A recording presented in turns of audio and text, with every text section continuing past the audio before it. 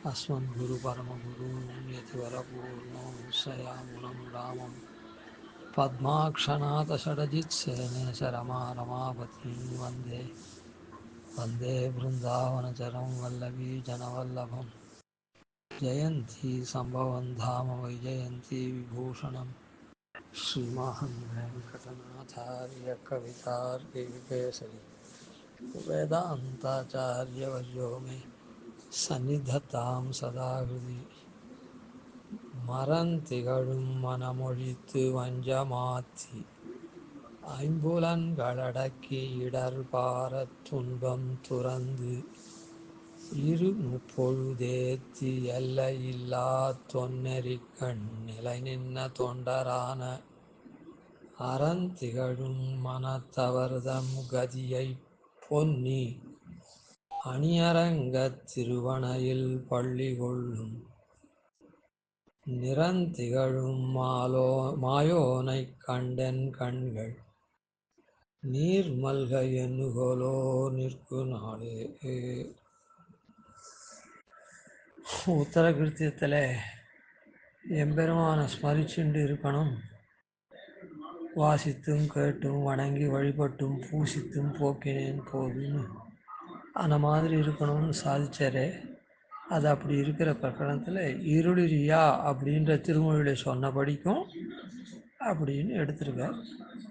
அதில் அந்த இருளிரிய பதிகத்தில்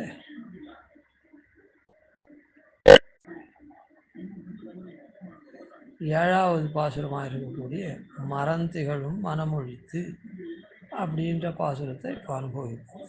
அதில் எப்படி நிறந்திகழும் மாயோனை கண்டன் கண்கள் நீர்மல்க எண்ணுகளோ நிற்கும் நாளே. நான் அந்த எம்பெருமானை திருவரங்க தரவணையில் பள்ளி கொண்டிருக்கிற எம்பெருமானை சேவிச்சு எப்படி இருக்குவன் நிறந்திகழும் மாயோ, ரொம்ப ஆச்சரியமாக அழகாக எழுந்தருள் இருக்கிற ஆச்சரிய சேஷ்டித பூத்தனான மாயோன் அப்படின்னு ஆச்சரிய சேஷ்டித பூத்தனான மாயோனை கண்டு என் கண்கள் என்னைக்கு ஆனந்த பாஷ்பம் பொரிய போகுது அப்படின்னு கண்டன் கண்கள் நீர் மல்க எண்ணுகோலோ நிற்கும் நாளே அப்படின்னு சொல்ல. முதல்ல இருந்து ஞாபகப்படுத்திக்கணும். முதல்ல நித்திய சூரிகள் எப்படி பெருமாளுக்கு கைங்கரியம் பண்ணுறா அப்படின்னு அனந்தனை வச்சு, அதாவது அவனுடைய சரீரம் என்ன, திருமேனி என்ன, செய்கை என்ன, ரெண்டுத்துலேயும். அதனால் நாம் எப்படி இருக்கணும்னு தெரியுது எல்லாமே. அதே மாதிரி பிரம்மாவும் எம்மான்கு நாவினாலும் எடுத்தேத்தின்ற ரீதியில் சரீரத்தினால, அதுக்கப்புறம் மறையினால் அவன் ஏத்துறான்னு சொன்னார். துணையில்லா தொன்மர நூல் தோத்திரத்தால் தொன்மலர் கண் அயன் வணங்கி யோகாதத்தன். அந்த மாதிரி இதுலேருந்து நாம் என்ன தெரியுதுன்னா, நம்ம சரீரமும் பாங்காக இருக்கணும். எந்த கைங்கரியம் பண்ணாலும் சரீரத்தினால்தான் பண்ண போகிறோம், அது வேறு விஷயம். ஆனால் சரீரமும் அதுக்கு தகுந்த யோக்கியத்தையாக இருக்கணும் அப்படின்றது. அது முரட்டு சுபாவம்லாம் இருக்கக்கூடாது அந்த சரீரத்துக்கு. சரீரத்தினால பெருமாள் கைங்கரியம் பண்ணிச்சே கைங்கரியம் பண்ணிவிட்டு மீதி போது அந்த சரீரம் அல்லாத காரியத்தை பண்ணக்கூடாது. அதுக்கப்புறம் நம்முடைய செய்கையும் எப்பவும் நல்ல செய்கையாக இருக்கும். அதனால் இந்த அப்படி இது பண்ணார். நிவர்த்தி தர்ம பராளன எப்படி பிரம்ம சிருஷ்டியில் நிவர்த்தி தர்மந்தான் பிரதானம், அதில் நிவர்த்தி தர்மம் நடக்கும். ஏன்னா எம்பெருமான் ரட்சிக்கிறனால அவன் அப்படி ரட்சித்து கொஞ்சம் கொஞ்சமாக மோட்சத்துக்கு அழிச்சியம் போகிறதுக்கு தான் நம்ம சிருஷ்டி பண்ணிருக்கான். அதனால் அப்படி நிவர்த்தி தர்மபராள் சொல்லி, அப்புறம் பிரவருத்தி தர்மபராளாக இருக்கக்கூடிய சிவன், இந்திரன், மற்ற தேவதைகள் எல்லாரும் எப்படி சேவிக்கிறான்றத போன பாசுரத்தில் அழிமலர் மேல் அயனான இந்திரனோடுன்னு சொன்னேன். இந்த பாசுரத்தில் இதை சொல்கிறார். பரமை காந்திகளாக இருந்து எம்பெருமானை அடையக்கூடியவார்களே, ஞானிகளாக இருந்து எம்பெருமானே பரமப்பிராப்பியம்னு பக்தி யோகத்தினாலேயோ பிரபத்தி யோகத்தினாலேயோ அப்படிப்பட்ட பரமை காந்திகளை ஏற்றக்கூடிய பெருமாள் அப்படின்னு நீங்கள் சொல்கிறார். அந்த பரமை காந்திகள் ஏற்றக்கூடிய பெருமாள் சொல்ல செய்தா அவள் எப்படி இருக்கா அப்படின்னு சொன்னால், மறந்திகழும் மனமொழித்து வஞ்சமாத்தி. நாமும் இப்படி தான் படிப்படியாக இருக்கணுன்றதை காண்பிக்கிறார். அனந்தனை போல நாம் பெருமாளுக்கு கைங்கரியம் பண்ணணும். அதுக்கு படிப்படியாக நாம் எப்படி முன்னேறிண்டு வரணுன்றதை இப்போ 3ஆம் பாசுரம் தொடக்கமாக சொல்லிட்டு வர்றார். அதனால் மரம் அப்படின்னு சொன்னால் அறம்ன்ற பதம் இருக்க தர்மம்னு, அதுக்கு எதிரடையான பதம் மரம். அதனால் அல்லாதன செய்க மொத்தமே மரம்தான். அதில் பிரதானமாக என்னது அப்படின்னா கொலை பண்ணுறது, கோபப்படுறது, சினம் கொள்வது, கொடுமை பண்ணுறது, இதெல்லாம் மரத்தில் சேர்ந்தது. அதான் அறத்துக்கு எதிர்ப்பதம் மரம்.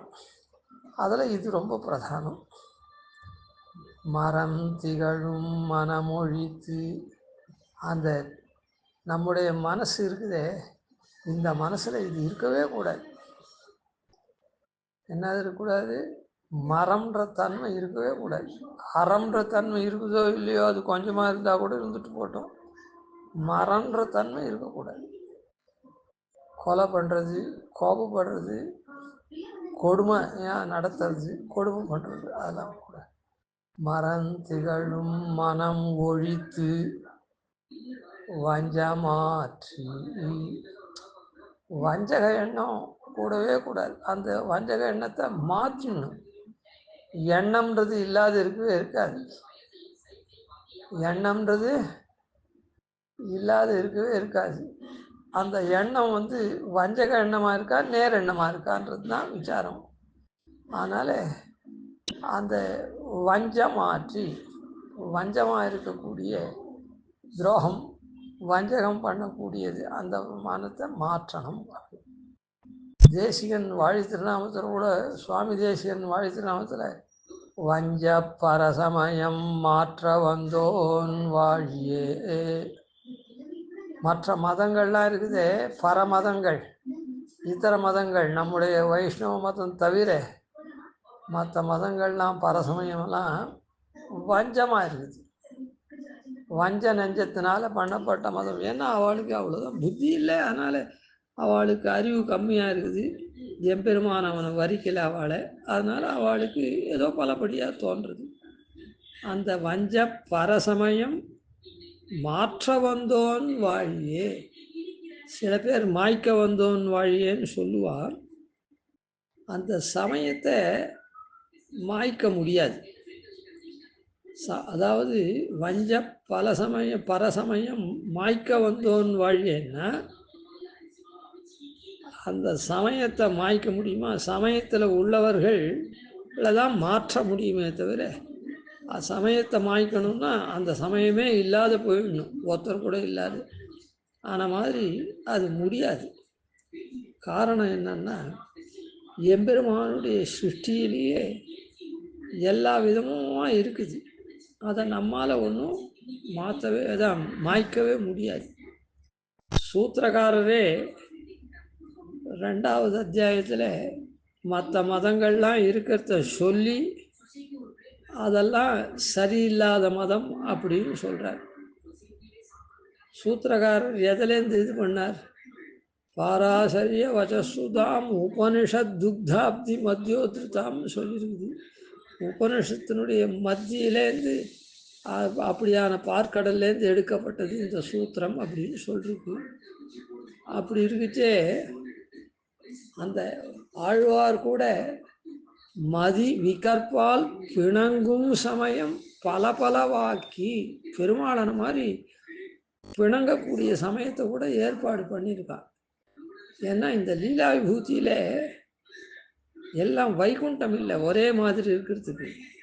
அதனால் எம்பெருமானால் அதெல்லாம் ஆக்கப்பட்டிருக்குது. அது கொஞ்சம் கொஞ்சமாக தான் திருந்தி வரணும். அதனால் மாற்ற தான் முடியுமே தவிர மாய்க்க முடியாது. அது எப்படியும் நித்தியமாக இருக்கும். அந்த மதங்கள் எல்லாமும் எப்பவும் நித்தியமாக இருக்கும். அதனால் அங்கே அந்த மதத்தில் அதை மாய்க்கிறதுன்னு சொன்னால் அந்த மதத்தில் இருக்க மொத்த பேரையும் மாய்க்கணும். அதுவும் முடியாத காரியம். அந்த மதத்தை அதனால் மாய்க்க முடியாது. அதனால் மாற்ற வந்தோன் வழியே தான். அதே போல் இந்த இடத்துல அதான் இதை அடி வச்சு தான் அங்கே மாற்ற வந்தோன் வழியேன்னு சொல்கிறேன்.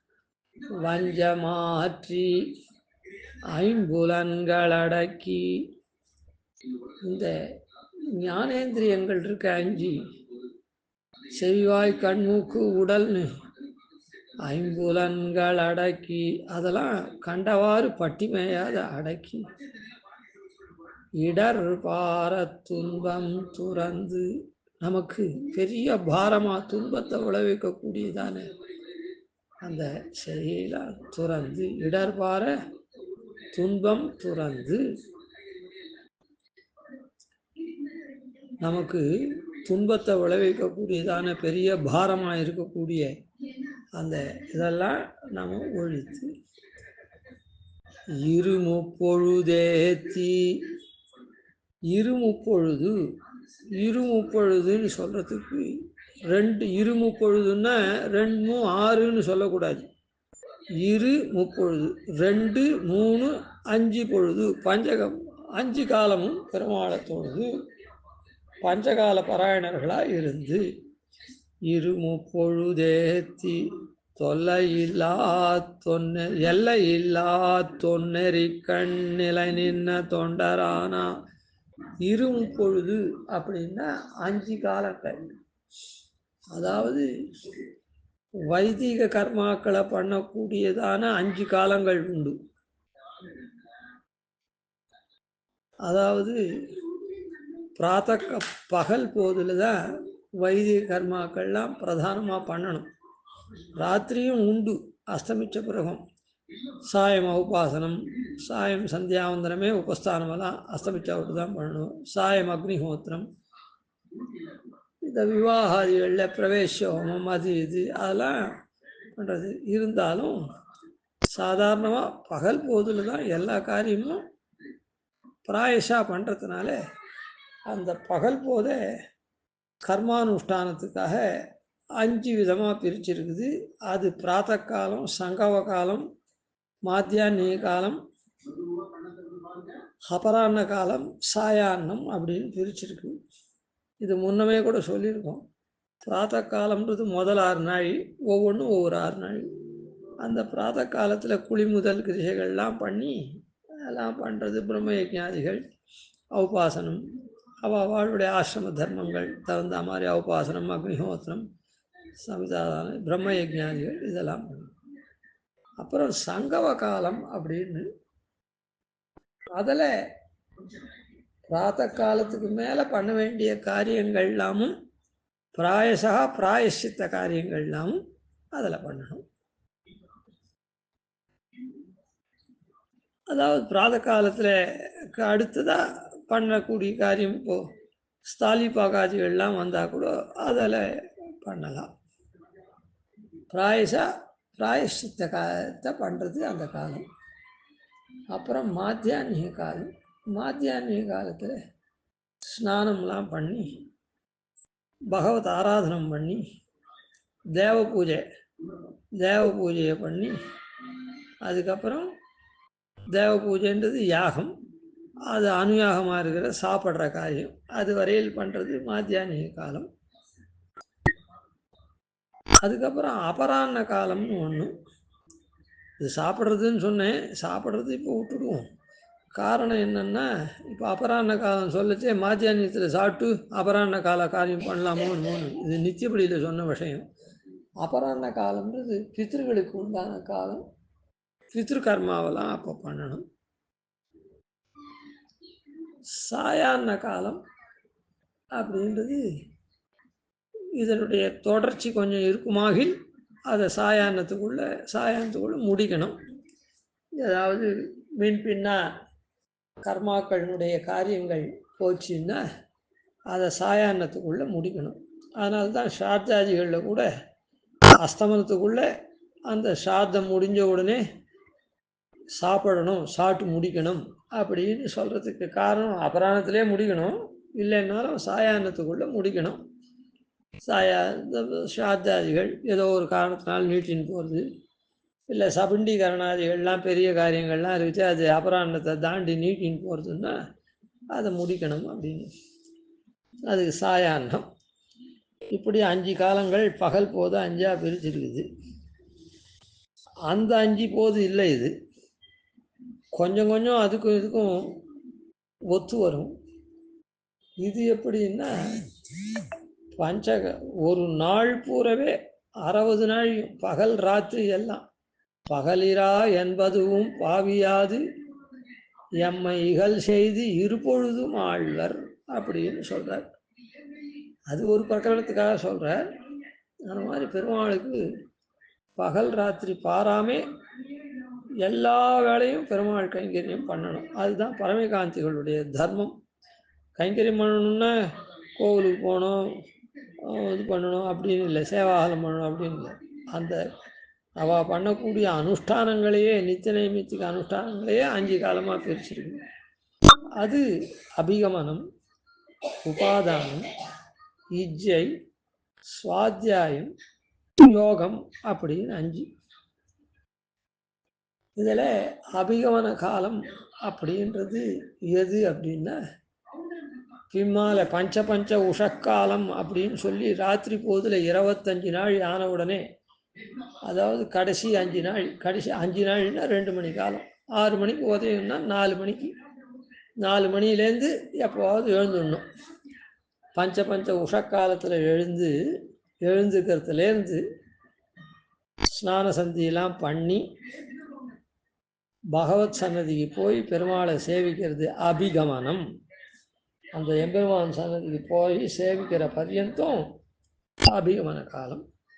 அதனால் இது தோராயமாக பிராத்த காலத்தில் இது முடிஞ்சு போடும். ஆனால் ஆரம்பிக்கிறது எப்போ? உதய பூர்வமே. அதான் கொஞ்சம் கொஞ்சம் இது இந்த காலத்துக்கும் அந்த கர்மா காலத்துக்கும் இந்த பஞ்சகால பிரக்கிரிக்கும் கொஞ்சம் கொஞ்சம் சம்பந்தம் ஒத்து வரும், பூர்ணமாக வராது. அதுக்கப்புறம் பிராத்த காலத்தில் இப்படி பெருமாளை போய் நாம் சேவிச்சுட்டோம்னா, அதாவது இன்றைய போது நன்னா பண்ணிக்கணும்னு சொல்லிட்டு முதல் காலத்தில் எம்பெருமானை சேவித்து பண்ணணும். இந்த அபிகமன காலத்தில் பெருமாளை திருவாராதனம் பண்ணணும். ஆனால் கிரகஸ்தாதிகளுக்கெல்லாம் இஜ்ஜை ஆராதனத்தை பிரதானமாக சொல்லிருக்கிறதுனால இந்த ஆராதனத்தை சங்கிரகமாக இல்லை மானசீகமாக அப்படி பகவத் சன்னதியில் போய் பண்ணலாம். அதே சன்னியாசிகளுக்கு அபிகமன ஆராதனம் ரொம்ப பிரதானம். அதனால் அவள் அந்த காலத்தில் சாங்கோபாங்கமாக திருவாராதனை பெருமாளுக்கு பண்ணணும். சரி, அப்புறம் உபாதானம்னா நாம் திரவிய சம்பாதனம் மேல் கொண்டு இஜ்ஜா காலம்னு வருது. அது பெருமாளுக்கு இஜ்ஜான்னா திருவாராதனம் பண்ணுறத சொல்கிறது. அதுக்கு உண்டான திரவியங்களை சம்பாதனம் பண்ணக்கூடிய காலம் உபாதான காலம். கிட்டத்தட்ட அது சங்கம காலத்தில் சங்கமிக்கும்.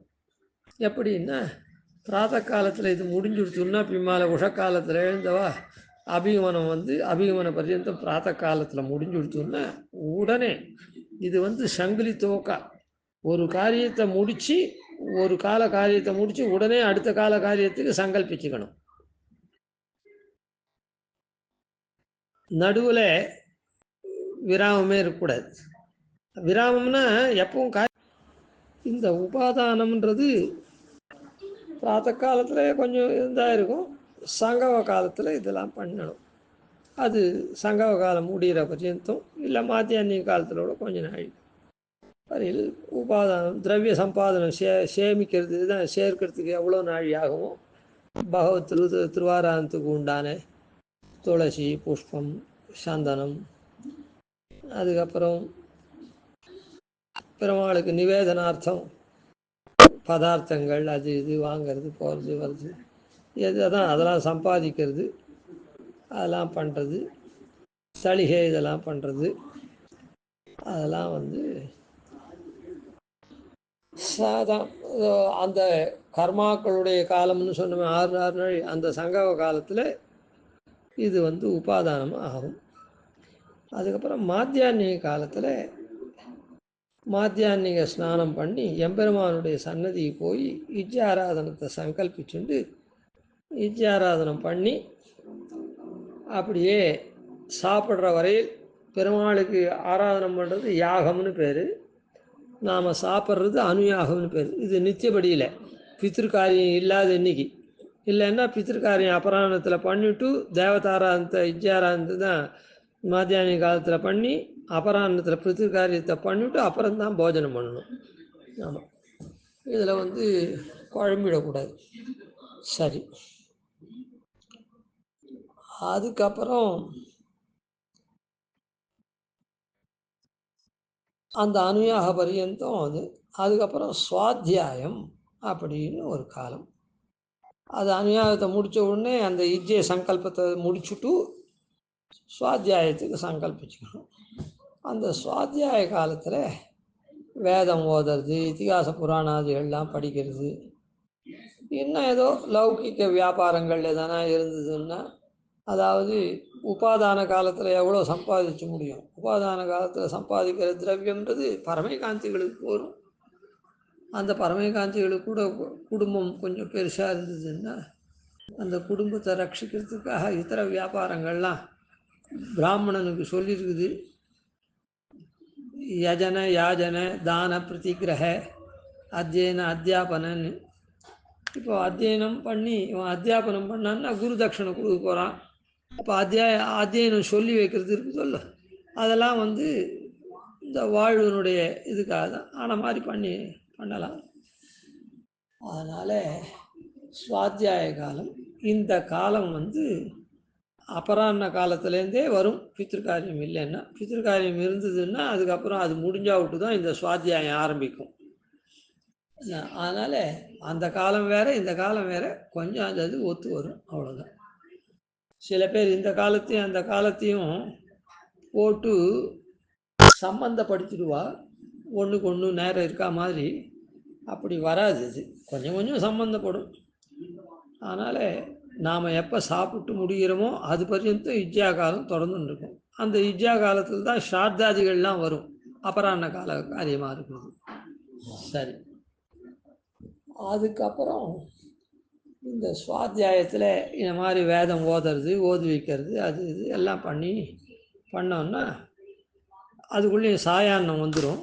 சாயான்னம் அப்போ சாயான்னம் முடிவில் சந்தியாவந்தத்தை பண்ணி ராத்திரி முன்னே தான் உபஸ்தானம் பண்ணி அஸ்தமிச்சாவிட்டு அவுபாசனாதிகள்லாம் பண்ணி பெருமாளுக்கு சாயம் அபிகமனம் அப்படின்னு ஒன்று பண்ணணும்.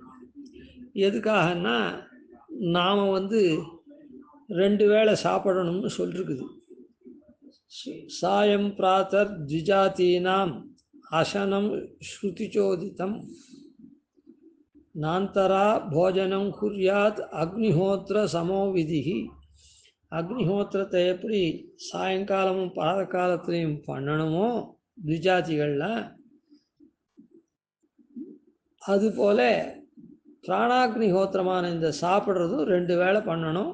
நடுவில் நான் தரா போஜனம் குர்யாத், நடுவில் எந்த போஜனமும் பண்ணக்கூடாது அப்படின்னு வச்சனம் இருக்குது. அதனால் அந்த சாயங்காலம் நாம் சாப்பிடணுமே, அதை பெருமாளுக்கு சமர்ப்பிக்கணுமோ இல்லை. மாலமுது செய்யாமல் வந்தவெல்லாம் அப்படின்னு சொல்லிருக்கு. ஏதோ தளி பண்ண வேண்டியது சாப்பிட வேண்டியது அப்படின்னு இருக்கக்கூடாது, பெருமாளுக்கு சமர்ப்பிக்கணும். அதாவது அந்த காலத்தில் இப்போ அந்த மாதிரி இல்லைன்னு நினைக்கிறேன், உங்களுக்கெல்லாம் அது இருக்காது. ராத்திரி தான் டிஃபன் பண்ணி அதை சாப்பிட்றேங்க. ஒரு கால் வயசானவா ரிட்டையர்ட் பர்சன் எதனா பண்ணுறாளோ என்னமோ தெரியாது. அதாவது சாயங்காலம் எதனா மத்தியானம் சாப்பிட்டாள்னா நாந்தரா போஜனம் குறியாத்துன்றது இருக்கட்டும், ஏதாவது பலாரங்கள் தீர்த்தத்துக்கு துணையாக கொஞ்சம் எதனா சாப்பிடுவா பண்ணி, தோசை இட்லி அந்த மாதிரி ஏதாவது. அப்படி முன்னாடியாக பண்ணால் கூட அதை பெருமாளுக்கு அப்போ அபிஷேகம் பண்ணி, ஏன்னா மாலை முது செய்யாமல் வந்தவெல்லாம் இல்லைன்னா அஸ்தமிச்சா விட்டு பெருமாளுக்கு அபிஷேகம் பண்ணி அதை அபிஷேகம் பண்ணி அதுக்கப்புறம் ராத்திரி சாப்பிடணும். அதனால் அந்த சாயம் அபிமானம்ன்ற ஒரு காரியம் ராத்திரி பரிசேதனம் பண்ணி சாப்பிட்றது. அதுக்கப்புறம் கொஞ்ச நாள் அதெல்லாம் 9 மணி தானே படுத்துக்கணும், 9-9:30 மணிக்கு. அதனால் அது பர்யந்தம் வேதம் ஓதுறது, அதான் ஏதோ ஒரு காரியங்கள் குடும்ப வியாபார காரியத்தை பண்ணுறது. இது பர்யந்தம் சுவாத்தியாய காலம் நீட்டிண்டு போகும். எப்போ அது ஆரம்பிச்சது? நாம் சாப்பிட்ட உடனே நித்தியப்படியில் மாத்தியானிய காலம் முடிஞ்ச உடனேவே ஆரம்பிச்சுடும். பித்திருக்காரியாதிகள்லாம் இருந்தால் சாயாரணத்தில் கூட அது ஆரம்பிக்கும், இப்படி போகும். எதுக்காக இது இப்படி சொல்கிறேன்னா, இந்த காலமும் அந்த காலமும் ஒன்றா போகும்ன்றது இல்லை, சம்பந்தம்தான் படுமே தவிர ஒன்றா போகும். அதுக்கப்புறம் படுத்துக்கிச்சே யோகம், படுத்துக்கிச்சே யோக காலம். யோகத்துக்கு சங்கல்பம், யோகம்னா சம்பந்தம்னு பேர். பெருமாளோட சம்பந்தப்படுத்தி, அதாவது நமக்கு தெரியுறதோ தெரியலையோ, யாராக இருந்தாலும் ஆஸ்திக நாஸ்திக சாமானியம் பெருமாள் எப்படி அந்தர்யாமியாக இருந்து நியமிக்கிறானோ அவனுடைய பூர்வ புண்ணிய பாபத்துக்கு தகுந்த மாதிரி, அதே போல் ராத்திரியிலையும் அவன் தூங்கச்சே, அது ஆஸ்திக நாஸ்திகன் யாராக இருந்தாலும் சரி, அப்போது அந்த எம்பெருமானோட கூட இந்த ஜீவன், எப்போவுமே எம்பெருமானோட கூட தான் ஜீவன் இருக்கான், இருந்தாலும் அவனோட கூட சேர்ந்து இளைப்பாடுறான். இப்போது ஒரு சோஃபா இருக்குது, எப்போவுமே சோஃபாவில் உட்காந்துருக்கும், படுத்துக்கிட்டே அந்த சோஃபா படுத்துக்கிற மாதிரி இருந்ததுன்னா அதில் படுத்துக்கிறான் ஒருத்தன். அந்த மாதிரி எப்போவுமே சோஃபாவில் உட்காந்துருக்கிறது வேறு, படுத்துக்கிறது வேறு, அதே சோஃபா தான். அந்த மாதிரி பெருமாள் எப்போவுமே இவனுக்கு அந்தர்யாமியாக இருந்தான்னா கூட ராத்திரி படுத்துக்கிச்சே அவனிடத்துல இழைப்பாடுறான். எப்படி மற்ற போது சோஃபாவில் உட்காடுறான், அப்போ இழைப்பாடல, படுத்துக்கிச்சே அம்மாடின்னு படுத்துக்கிறானு இல்லை, தன்னுடைய சமமெல்லாம் நீங்கள் அது போல். அப்போது எம்பெருமானை நாம் தியானம் பண்ணிட்டு தூங்கணும். அந்த தூங்க ஆரம்பிக்கிறதுக்கு முன்னே அந்த யோகத்தை சங்கல்பிச்சுட்டு எம்பெருமானை தியானம் பண்ணுறதுலேருந்து காத்தால் எழுந்துக்கிறோமே, மெல்ல எழுந்து அரியன்ன பேரறவும்னு இது ஏற்கனவே சொல்லியிருக்குது, அரிரரிஹி அரிரரிஹி அரிரரிஹி அரிஹின்னு. அது பர்யந்தம் இந்த யோக காலம், உடனே அபிகமன காலம் ஆரம்பிச்சிடுது. இப்படியே சங்கிலித்த உக்கா அதை தான் சொல்கிறார், இருமு பொழுதேத்தி அப்படின்னு. இதில் 2, 3ன்னு ஏன் சொன்னார் அப்படின்னு ஒரு விபஜனை பண்ணிருக்காரு. அப்படின்னா 3 காலங்களில் பகவத் சன்னதியில் போய் நாம் திருவாராதனம் பண்ணக்கூடிய பிரகரணம். அபிகமன காலத்தில் நம்முடைய கிரகத்தில் இருக்கக்கூடிய எம்பெருமான் இருக்கானே அர்ச்சாவத ரூபியா, அது விக்கிரக ரூபமாக இருந்தாலும் சரி, சாலகிராம ரூபமாக இருந்தாலும், அதை அபிகமன காலத்திலையும் போய் சேவிக்கணும். அவனுக்கு யதாசக்தி யதோச்சித்தமாக நாம் அப்போ திருவாராதனம் பண்ணணும். திருவாராதனம்னா அதான் மானசீகமாகவோ எப்படியோ அப்படி பண்ணுறோம். அதுக்கப்புறம் உபாதான காலம் போய் இஜ்ஜா காலத்திலையும் அந்த எம்பெருமானுக்கு சாட்சாத்து திருவாராதனம் பண்ணுறோம். அதாவது திருமஞ்சனாதிகள் நிவேதனம் அதெல்லாம். அதே மாதிரி சுவாத்தியாய காலத்திலையும் சாயம் அபிகமனம்னு திருவாராதனம் பண்ணுறோம். அதனால் அதே மாதிரி நம்முடைய கர்மாவில் வரைச்சேவும் 3 வேளையும் சந்தியாவந்தனம் பண்ணுறோம். பிராத்த காலத்தில் பிராத்த சந்தியாவந்தனம், இஜ்ஜா காலத்தில் மாத்தியானியம், சாயங்காலத்தில் அதான் சுவாத்தியாயத்தில் சாயம் சந்தியாவந்தனம். இப்படி 3 போதும் பிரதானமாக எம்பெருமான. அதனால்தான் தொழுது 30 முன்னடி வணங்கி அப்படின்னு ஆண்டாள் கூட சொல்கிறாங்க. அதனால் பிரதானமாக இருக்குது. இந்த காலம் இருக்குதே, உபாதான காலத்தில் திரவிய சம்பாதனமாக போகிறது, யோக காலத்தில் தூங்கிறதா போகிறது. அதனால் அது ரெண்டும் எதுவும் பகவானை இருத்தி பண்ணால் கூட இது சாட்சாத் பகவத் சன்னதிக்கு போய் பண்ணக்கூடிய திருவாராதனங்கள் நம்மால் உண்டானபடிக்கு சங்குச்சிதமாகவோ விபுலமாகவோ பண்ணுறது. 2 காலம் சங்குச்சிதமாக பண்ணுவோம், ஒன்று விபுலமாக பண்ணும். அதனால் அதை முப்பொழுதுன்னு சொல்லி மீதியை இரு அப்படி ரெண்டுன்னு சொன்னார்.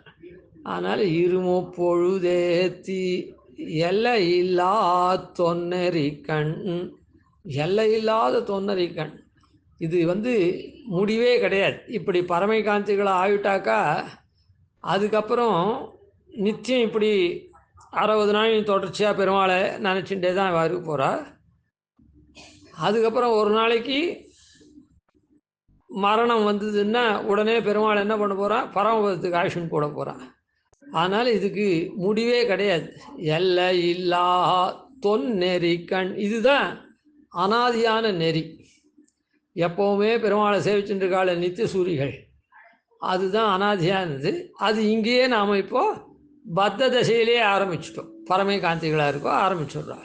அதனால் எல்லை இல்லா தொன்னெறி கண் நிலை நின்ன தொண்டரான, அப்படி இருக்க தொண்டர்கள் இருக்காளே பரமகாந்தி சார்வபௌமாள், குடிக்கிடந்து ஆக்கம் செய்து நின் தீர்த்த வடிமை குற்றேவல் செய்து உன் பொன்னடி கடவாதே வழி வருகின்ற தொண்டர்னு நம்மாழ்வார் சாட்சியறிவாள் தான்.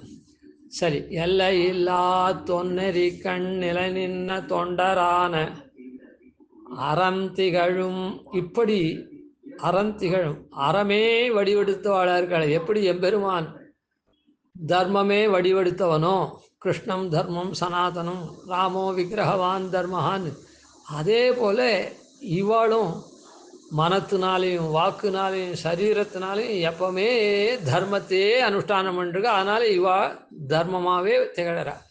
அறந்திகழும் மனத்தவர்தம், அப்படி இருக்கக்கூடிய மனசில் பெருமாள் எப்பவும் குடிகொண்டிருக்கான். நம்முடைய மனசுலையும் தான் குடிகொண்டிருக்கான். என்ன, அயோக்கியனுடைய மனசுலையும் குடிகொண்டிருக்கான் அது இல்லை. பெருமாள் ரொம்ப விரும்பி சந்தோஷமாக வர்த்திக்கிறான். இல்லை, மனத்தவர்தங்கதியை, அப்படி இருக்கவாளுக்கு பரம பிராப்தியனா அவன் தான் இருக்கான். அந்த பரம பிராப்தியனாக இருக்கிற எம்பெருமான அங்கே போய் அடைஞ்சி கைங்கரியம் பண்ணுறத இங்கேயே பஞ்சகால பிரக்கிரையில் அவள் பண்ணிட்டு இருக்கா. அதனால் அவளுடைய கதி பிராப்தியனா எம்பெருமான். கதியை பொன்னி, கதியை பொன்னி அறந்திகழும் மனத்தவர்தங்கதியை பொன்னி அணியரங்கத் தரவணையில் பள்ளி கொள்ளும். இந்த பூலோகத்துக்கே, அதான் பூலோகம்னா இந்த லீலாயுதிக்கே அணிகலனா விளங்கிறது. இப்படிப்பட்ட பரமை காந்திகளோடு சேவிக்கக்கூடிய ரங்கநாதனா அங்கே எழுந்தருள்ளிருக்கான திருவரங்கத்தில். அவன் என்ன, அவனை சேவிக்கக்கூடிய பரமை காந்திகள் என்ன, இவெல்லாம் அணி, இந்த பூலோகத்துக்கு அணிகலனா விளங்குறான் இந்த லீலா விபூதிக்கு. அணி அரங்க தரவணையில் பள்ளி கொள்ளும் நிறந்திகழும் மாயோனை, இப்படி ஆச்சரிய சேஷ்டித பூத்தனா எம்பெருமான் ஆச்சரியமாக சேவை சாய்க்கிறான். அது மாத்திரம் இல்லை, இப்படி ஒரு என்னது அனாதியா பாபத்தில் இருக்கவாளே பக்குவப்படுத்தி பரமை காந்திகளாக்கிற வரையில் பெருமாள் பண்ணி பண்ணுறானே. இப்படி மாயோனை கண்டென் கண்கள், இப்படிப்பட்ட மாயோனை என் கண்கள் பார்த்து, முதல் பாசுரத்தில் கூட கண் சொன்னார். ஆனால் அங்கே வெறுமை எண்ணுகளோ கண்குளிர காணுனாளேன்னு சொன்னார்.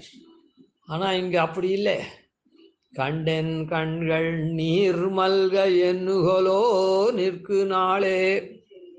இப்படி ஒரு ஆச்சரியமான செய்கையை செய்து அந்த பரமபதத்தில் நித்திய சூரிகள் எப்படி ஆனந்தானுபவம் பெறுவார்களோ, எப்பவும் பெருமாளை ஸ்தோத்திரம் பண்ணிண்டு அப்படியே சதா பஷ்யந்தின்ற ரீதியில் எப்பவும் அவன் பெருமாளை பார்த்துட்டு இருக்கக்கூடியவாளோ, அதுபோல் இங்கே பரமை காந்திகளாக இது பண்ணுறான். அதே மாதிரி படிப்படியாக எத்தனையோ பரமை காந்திகளை உண்டாக்குறான். இப்படியான செய்கை அவனால் தானே முடியும். அதனால் அதை ஆச்சரியப்படுறார். நிறந்திகழும் மாயோனை கண்டன் கண்கள், ஆனந்த பாஷ்பம். ஒருத்தன் நிறைய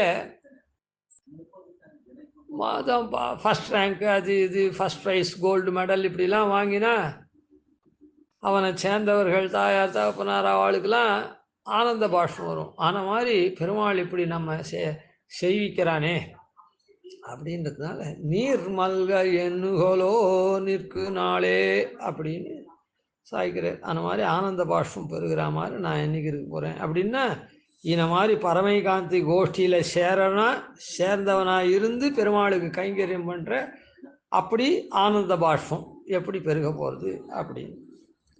கவிதார்க்கிக சிம்ஹாய கல்யாண குணசாலினே ஸ்ரீமதே வெங்கடேஷாய வேதாந்த குரவே நமः. ஆதிவன்ஷடகோபாதீனி திவர்யான் பஜே நிஷம் ஸ்ரீரங்கபூர்வஷடதித்யதீசானபதாஸ்ரயம் ஸ்ரீவத்சவம்சலகம் வந்தே ஸ்ரீகிருஷ்ணதேசிகம்.